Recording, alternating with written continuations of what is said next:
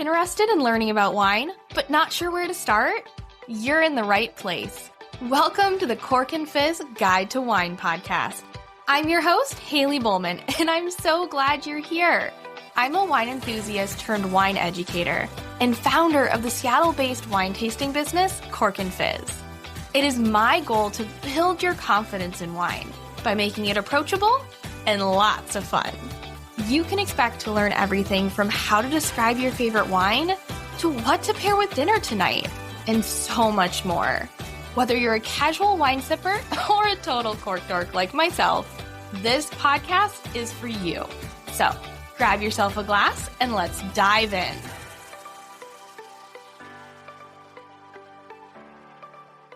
Hello, everyone, and welcome back to the Cork and Fizz Guide to Wine podcast. Today, we're doing a special episode in honor of the 12 days of Christmas. If you're listening to this when this comes out, it's right around Christmas time. If you are listening to this later on, well, let me just put you in the holiday spirit, because why not, right? It's not actually going to be really holiday themed.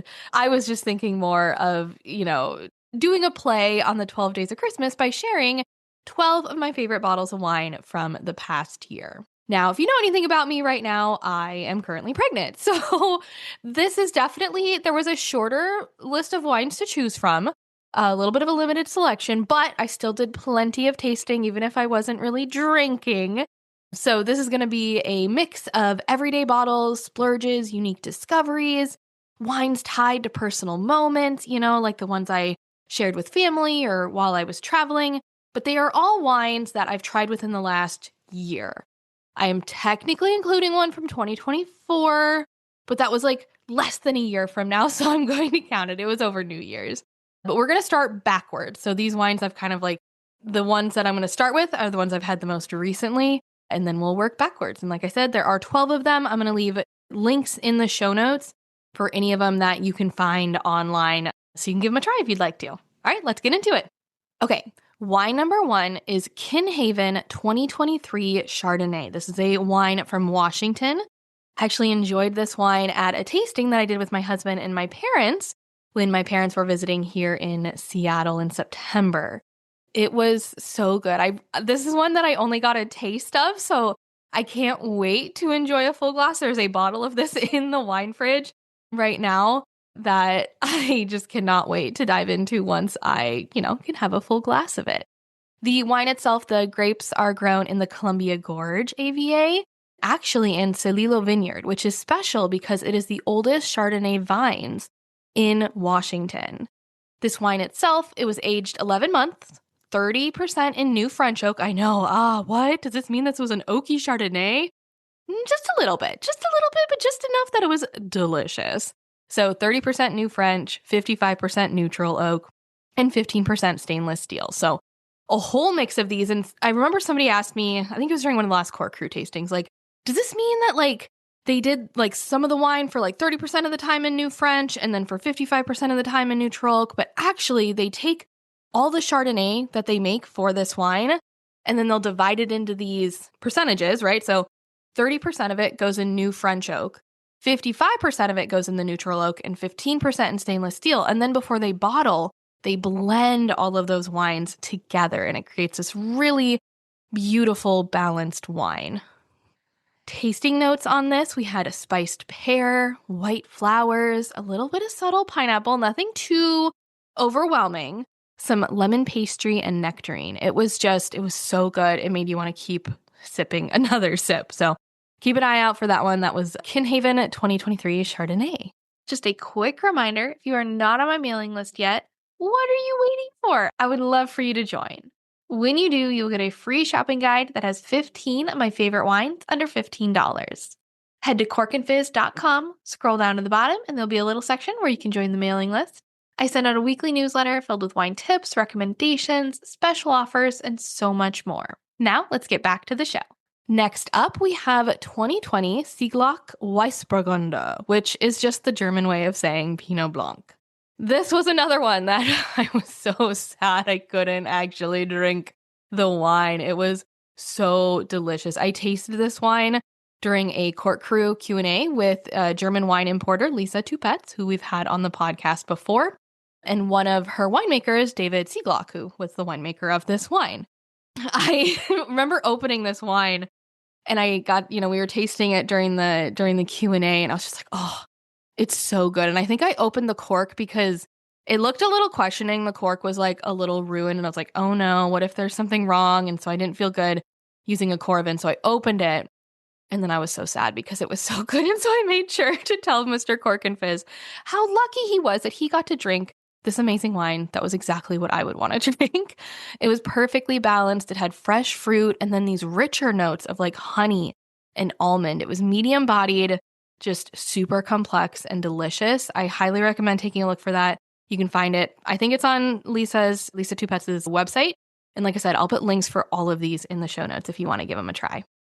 Okay, wine number 3, and we've made it to a red wine. This wine is the 2021 Talea Wine Co. Mourvedre. This wine actually comes from, you'll never believe it, Idaho. Yeah, they are making wine in Idaho. Specifically, it comes from the Snake River Valley. This was a leftover bottle, actually, that I had from a winemaker Q&A that I did back in July of 2024. But I brought it with me when I was visiting my sister in Wisconsin back in, I think this was May 2025.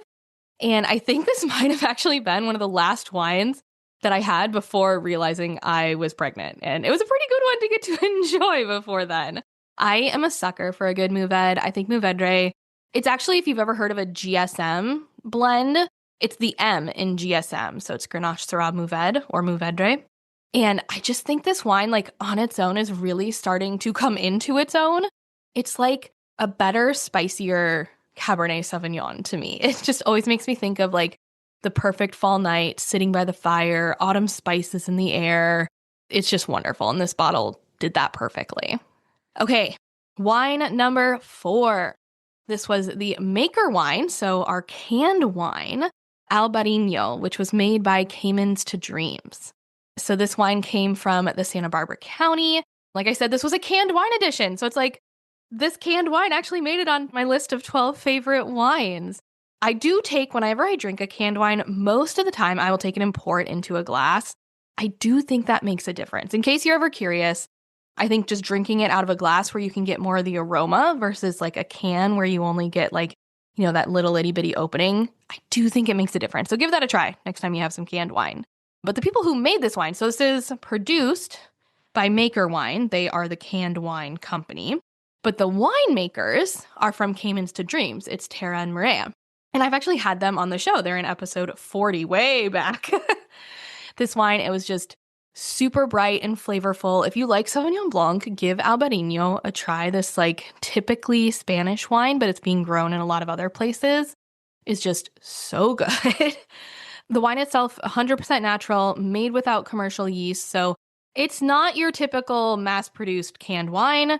It is absolutely delicious and so worth it. I don't think they have any currently available if you're listening to this when it just came out, but they are likely to have some more in the future. I think this is one of their kind of normal wines that they make with Maker Wine. Or you can find them a bottled version at Caymans to Dreams. Okay, wine number 5. Wine number 5 is definitely a unique one. I probably would never have tried it myself or purchased a bottle had I not tried it at a tasting. So this is the Clos du Gravias 2020 A Flor de Poisson. I know that is a whole mouthful. I will put the name of this in the show notes. You're not required to remember that. And I probably didn't say that all right because it's a French wine and I don't speak French. This wine, it's 100% Muscat Petit Grand, which is actually Moscato, which is normally used to make a sweet wine, but this was not a sweet wine. We actually featured this wine at a tasting I did with Princess and Bear Wines. We actually just had we will have the manager of Princess and Bear Wines on the podcast sometime after this episode. Keep an eye out for that. But I've done a couple tastings there with her, and it's super fun. It's an orange wine, so meaning a white wine, but with skin contact, so made like a red wine. That's from the Languedoc-Roussillon region of France. This wine was super unique, which is probably why it made it on this list. You'll notice I love unique wines. It is incredibly aromatic, fruity, savory, floral, and just the perfect balance of like this hint of bitter to add intensity and uniqueness to the palate. Definitely a wine worth trying. Okay, next up, we have a couple wines from my Trader Joe's segment on New Day Northwest. In case you saw that, here's a little, you'll recognize these wines, I think. If you haven't, I regularly do segments on my local morning show. And one of them that I did earlier this year was Trader Joe's snack and wine pairings. And so I'm going to highlight two of those wines from there because they truly are like, I'm not kidding. They made this list for a reason. They are great wines. They're great for the price point, right? You're always going to find something probably a little better at a higher price point. But for the price that they are, so worth it and great for having friends over. So wine number 6 is Casaponte Soave Classico. This is the wine that has a cute little wiener dog. That's what I remember it by. It is literally $5 at Trader Joe's. Like I said, I featured it on the segment I did on New Day Northwest. And that Trader Joe's Snack and Wine Guide, I still have it on my website. It might not be the first pop-up you see. So if you can't find it anywhere, let me know and I can link you to that. But I paired this wine with the spinach and artichoke dip from Trader Joe's, which in my head is just like iconic. So this wine, it's Soave. So it is from the region of Soave in Veneto in northern Italy. And it is made with the Garganega grape. In terms of flavors, think similar to a Pinot Grigio. So you're going to have lemon, citrus, Granny Smith apple, and honey. It's just really easygoing. And like I said, it pairs beautifully with that spinach and artichoke dip. I love producing this podcast for you every week. But here's the truth. It's not free. That's why I'm so grateful for sponsors like the following brands supporting me so that I can share everything I love about wine with you. If you're able, show them some support back. Anyone else guilty of opening a bottle of wine for just one glass and then finding it a week later in the fridge totally undrinkable? Yeah, that used to happen to me all the time until I started using the VacuVin Wine Saver. It's so simple to use, easy to throw in my bag if I'm heading to a friend's, and it keeps wine fresh for up to 10 days, proven by independent lab testing. VacuVin invented the original wine saver back in 1986, and now over 40 million wine lovers around the world use it. With VacuVin, you get to enjoy wine on your terms. Open Italian red for Tuesday pasta night, and it'll taste just as good a week later with pizza. Go to us.vacuvin.com and use code CORKANDFIZZ for 20% off your first order. I'll be honest, I never really believed chocolate could pair well with wine until I partnered with Bon Chocolats for a local event. Rasha, the owner, created 4 incredible truffles that matched perfectly with the wines we were tasting. Bon Chocolats is a European-inspired chocolatier right here in the Seattle area, making beautiful bonbons and confections with fine chocolate and all natural ingredients. They make the perfect gift. Visit their local shop in Bothell or order online at bonchocolats.com and use code CORKANDFIZZ10 for 10% off. Okay, wine number 7. We're going to stay on the topic of Trader Joe's. This is one of the other ones that I wanted to highlight from that food and wine pairing segment. This is the Sicilia Beretta Valpolicella Rapasso Superiore. Another mouthful, but a delicious wine, and definitely don't stray away from it just because you're like, holy crap, I don't know what any of those words means. You don't need to know. I'm going to tell you it's just a good wine.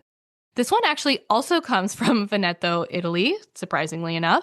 I paired this one with the vegetable bird's nest from Trader Joe's. If you have not tried these, they're in the freezer section. I kind of relate them to like little mini blooming onions. They're super good. I love Valpolicella Rapasso. I think I did an episode. You'll have to do a search on all my episodes at this point. I'm like, I don't even know how many there are. I think I did an episode on Valpolicella because this is like a wine from Italy that deserves more attention. And normally it's fairly expensive. And so the fact that you can get one at Trader Joe's, I think this one was like, I'm going to guess around $16. I don't have the price point written down, so don't like hold me to it. Okay, we are on to wine number 8, and we're going from Trader Joe's to something pretty fancy, I suppose. This is the Domaine Baude Generation 9 Chateau Chalon. This is a really unique wine that comes from Jura, France.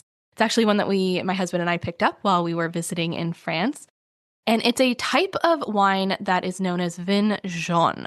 It's made from the Sauvignon grape. Sauvignon needs to be aged for a minimum of 6 years and 3 months in an oak barrel. But specifically with this wine, they actually leave room on top of the barrel. So normally when you're aging your wine in a barrel, you're going to fill the barrel all the way up because you don't want much contact with oxygen. This one's a little different. You actually leave room on top of the barrel so it can oxidize the wine just a little bit. And then Chateau Chalon, which is what this wine is called, is an appellation that is basically considered like the Grand Cru of Vin Jaune, like the best versions of this wine.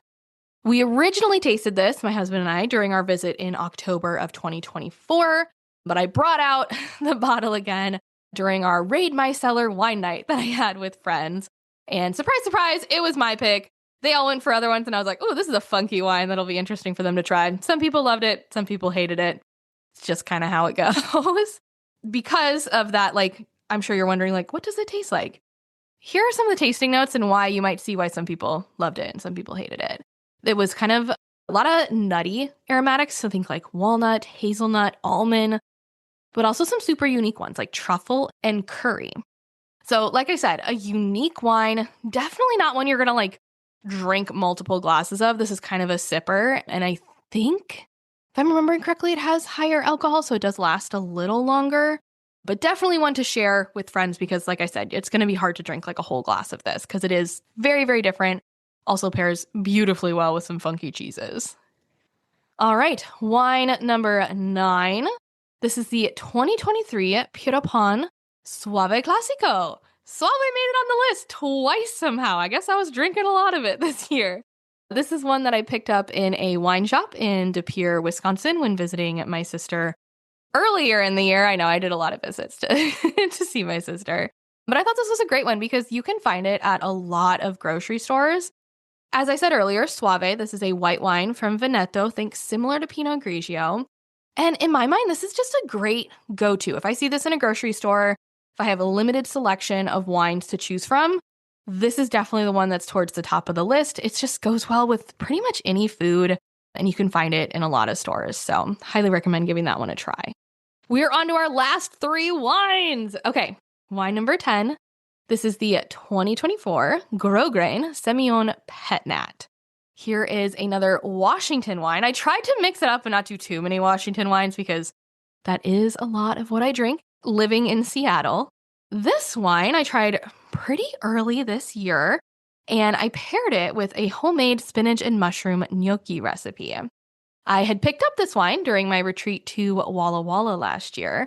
This Gros Grain was a new one, so I didn't visit Gros Grain. If you were on the first Walla Walla retreat, you would not have been there, but we went on the second one, and I love this winery. Like, I wish I would have found them earlier because they just have such fun wines and they make really unique stuff like a Semillon Pet Nat. Semillon is a grape primarily grown in Bordeaux, primarily used in Sauterne or a Bordeaux Blanc. It's not very often on its own. And here they took it, made it into its own wine, and then made it into a sparkling, fun Pet Nat. Like, how cool. And if you're in the Seattle area, good news, Gros Grain is actually building a tasting room in Woodinville right now. So I definitely will be visiting them more often. I also love that their wine club option has the option to get just 3 bottles twice a year. I always have the problem when I join wine clubs that I like end up with like a surplus of their wines because I have too many wines, let's be real. But this way I get to be a part of their club, I get to support them, try a bunch of their new wines, but I don't have to overdo it. So I'll probably be rejoining that wine club in a little bit. Okay, wine number 11. This is one that I could not tell you where I got this bottle. No idea. I just found it in the wine fridge or in my cellar, and I was like, ooh, this sounds fun. This is the 2021 Yves Quiron Le Petit Côte Condrieu. Condrieu is the important part of that. That is what actually tells you what kind of wine this is. Condrieu is a region in, is it Northern Rhone? It's in the Rhone Valley of France, and they make Viognier. Viognier is a white grape that does not get enough attention. It is Such a beautiful grape, but it can be done not so well. So it totally depends. But honestly, the best Viognier, and also when I'm saying this, you won't recognize the word written out the way I'm saying it. It looks like Viognier. So Viognier, Viognier, the best of this grape comes from Condrieu. There is something so special and so unique about this region. And it also ends up bringing the price point up to like $50+. So it's a special little treat, but so worth it. These wines are super aromatic. Get a lot of peach, apricot, apple, citrus, flowers, and spice. I had this wine, honestly, on a casual weeknight. I am a big fan of just pulling out whatever sounds good. Like, who cares what the price point was? Whatever day of the week it is, you can like make the night a special night. It doesn't have to be one to start with. So I had it on a casual weeknight, paired it with one of my favorite recipes. It's a broiled salmon with lemon Parmesan couscous, and it was delicious. I also definitely drank the wine while I was making the food, but luckily not too much. The food still turned out really good. Okay, we have made it to wine number 12. This is the Reventos y Blanc de Blancs 2021. And I've had their winemaker, Pepe Reventos, on the show before, so you can learn more about this winery if you go find his episode. Somewhere in the backlog, you will find it. Technically, I did not drink this wine in 2025. I drank it on New Year's Eve 2024. And did I stay up until midnight? I think I did. So maybe I did have a sip after midnight. So technically had some in 2025.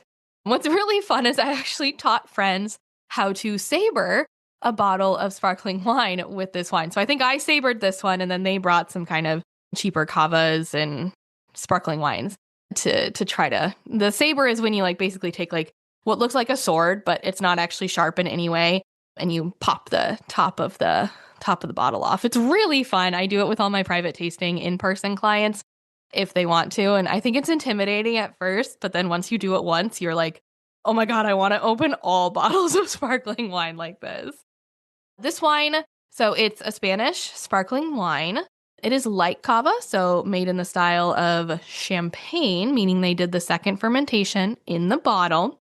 But it's a higher end cava. It's basically, at Reventos, they're trying to like retake the idea of Spanish sparkling wine, because generally, when a lot of people think of it, they just think of cheap sparkling wine, which is true. And normally it's not bad, but they want to make it like champagne worthy, like they want to have it up there with champagne. You're thinking, they can make just as good of Spanish sparkling wine as they can champagne. So they always do it vintage, meaning they don't blend multiple vintages. They take the grapes from a single year, and they always use top quality native grapes and with typicity. So basically the idea that these grapes are going to taste like what they should taste like you're going to expect, and you're going to be able to taste them in it. They're not just going to kind of blend them out so you don't know what's in it. And then the Blanc de Blanc part of this means that it was made from white grapes only. And those here were Macabeo, Cerello, and Parellada, which are the common cava grapes. All right, there you have it. Those are my 12 wines, I guess of Christmas, but really of 2025. Going backwards. And like I said, I'm going to put links in the show notes to as many of them as I can find. Obviously, the Trader Joe's, there's no link to those, but you can usually find them in store. If you have any problem at all finding the wines, don't hesitate to reach out. You can find me on Instagram @CorkandFizz, or send me an email, haley@corkandfizz.com, and I'm more than happy to help you try to find these wines. I hope you enjoyed this episode of the Cork and Fizz Guide to Wine podcast. If you loved it as much as I did, please, as a little Christmas gift, or if you're listening to this at any other time, as just a gift to say thank you for putting this podcast together, please rate it and leave a review. I read every single review. They seriously make my day. So if you have a second just to say, hey, I've been listening to your podcast, I love it, that's really all you got to say, and it would make me so happy. And if you know a wine lover in your life that would enjoy it, please share it with them. In next week's episode, I'll be helping you get a start on your New Year's resolution. If your resolution is to learn more about wine, I'm sharing my beginner's roadmap to learning about wine, full of simple ways to learn without spending a ton of money. Thanks again for listening, and if you want to learn more about wine, come follow me @CorkandFizz on Instagram. Cheers!